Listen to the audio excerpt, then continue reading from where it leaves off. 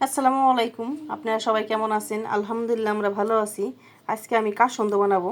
দেখেন এই যে কাসন্দ বানানোর জন্য এই যে সরিষা আমি 1 কাপ সরিষা ধুয়ে আর এই যে আদা ছিল সাথে আদা স্লাইস করে কেটে নিছি। কেটে একদম ধুয়ে শুকাই নিছি রোদে। দেখেন একদম রোদে শুকাই দিছি। আর এদিকে মশলা লাগবে এই যে দেখেন এদিকে আমার জিরা লাগবে, গোটা জিরা লাগবে, আর এলাচ দারচিনি লাগবে, তেজপাতা লাগবে, কয়েকটা শুকনা মরিচ লাগবে, সাথে লাগবে গোলমরিচও। দেখেন সাথে কয়েকটা গোলমরিচ লাগবে। এই শুকনো উপকরণগুলো আমি একটু ভেজে নেব।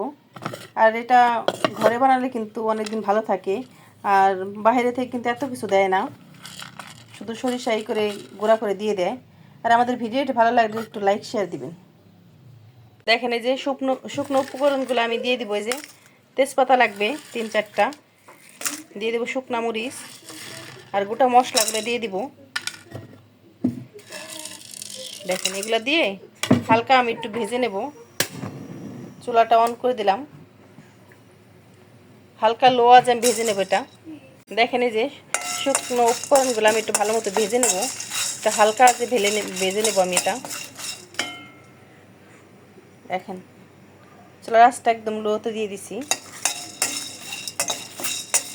আর এটা এখন আমের সিজন চলে আসছে, এখন কিন্তু এটা সবারই প্রয়োজন হয় আর খেতে ভালো লাগে। দেখেন হালকা গরম হয়ে গেছে, এখন আমি গোটা জিরাগুলো দিয়ে দিব।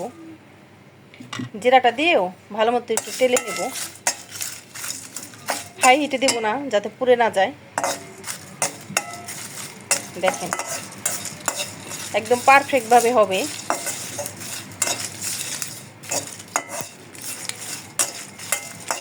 একদম ভালো মতো ভেজে নেব।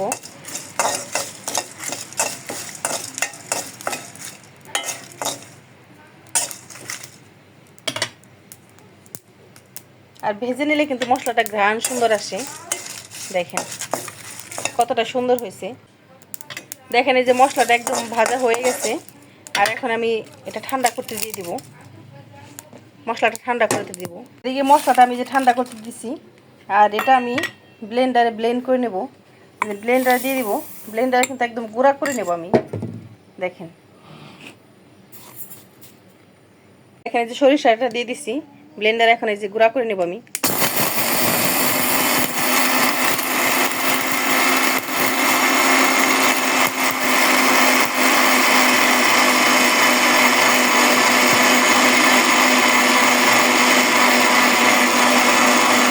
দেখেন এই যে সরিষাটা একদম গুঁড়া করে দিয়েছি সরিষা, আর কিন্তু সাথে আমি দিয়ে দিছি যে আদা দিয়ে দিছি। এখন এটা চেলে নেব।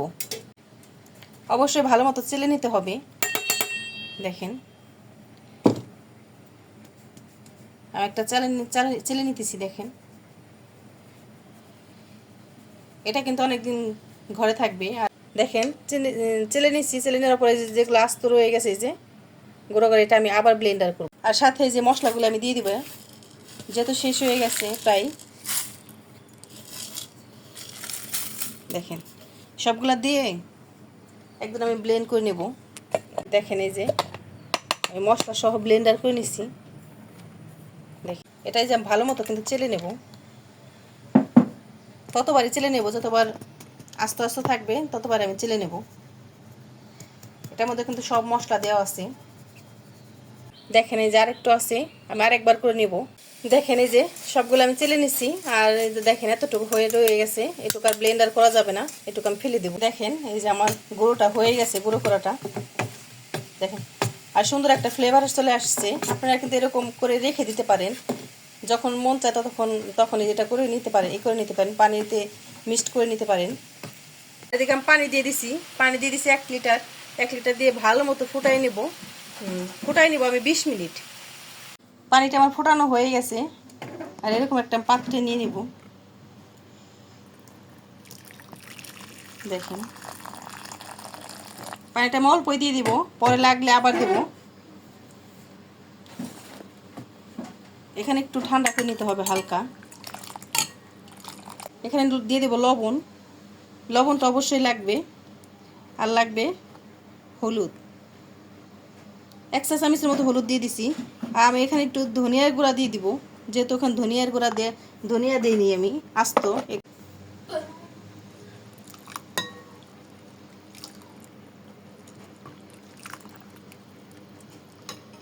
অল্প অল্প দিব আর আমি মিক্সড করে নেব। দেখেন কতটা সুন্দর হয়েছে। আর ঘনত্ব আপনাদের যে যার যেরকম ভালো লাগে সেরকম দিবেন। দেখেন ভালো মতো একটু মিলাই নেব। আপনারা ঝটপট এরকম বানিয়ে নিতে পারেন। আমি একটু গুঁড়া রেখে দিছি। এটা আমি আবার পরে বানিয়ে নেব যখন আমার প্রয়োজন হয়। দেখেন কতটা সুন্দর হয়েছে দেখতে, আর খেতে অসাধারণ।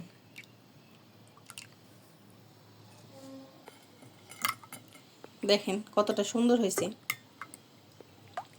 আপনারা এরকম বানিয়ে নিতে পারেন আর আম দিয়ে খাবেন। দেখেন দেখেন কাসুন্দাটা কিন্তু সেই।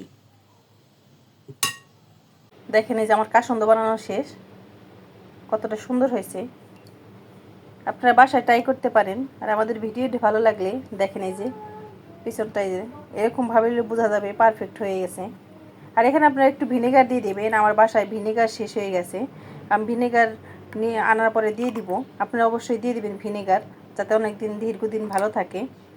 আর দেখেন একদম পারফেক্ট হয়ে গেছে। আর আমাদের ভিডিওটি ভালো লাগলে একটু লাইক শেয়ার করে দিবেন।